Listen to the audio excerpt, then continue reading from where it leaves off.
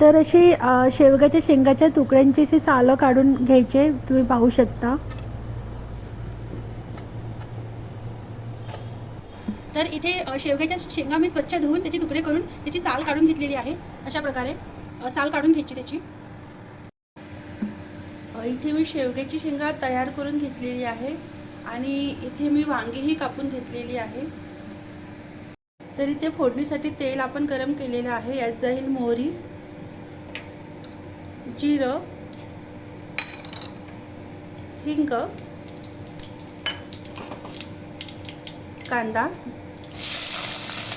कांदा सोनेरी कलर येऊस्तोवर परतून घेऊया. तर इथे कांदा परतून झालेला आहे.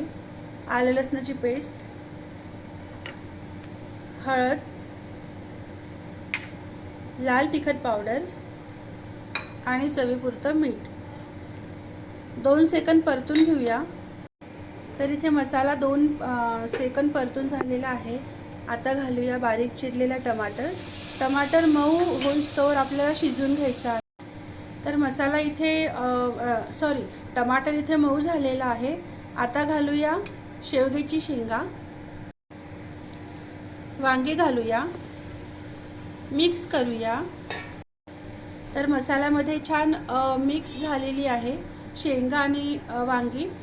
आता याच मसाल्यामध्ये छान मुरेस्तोवर आपल्याला झाकण ठेवून घ्यायचं आहे. तर झाकण काढून पाहूया. भाजी छान मसाल्यामध्ये मुरलेली आहे. या स्टेपला काय करायचं, थोडं पाणी घालायचं आणि परत मिक्स करायची भाजी. तर आपण पाणी ॲड केलेलं आहे भाजीमध्ये. मी 1 कप पाणी टाकलं, नंतर पुन्हा 1 कप पाणी टाकलं, कारण या भाजीचा रसा तरी जी राहते किंवा रसा खूप छान लागतो आणि माझ्याकडे आवडते म्हणून मी पाण्याचं प्रमाण थोडं वाढवलेलं आहे.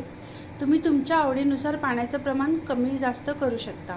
आता आपली भाजी उकळी येईपर्यंत आपण झाकण ठेवूया. पाहूया. भाजीला मस्त सुगंध आलेला आहे आणि रंगही छान आलेला आहे. भाजी छान आपली उकळती आहे. पाहूया आपली शिजली आहे की नाही. भाजी शिजलेली आहे. वांगी देखील पाहूया.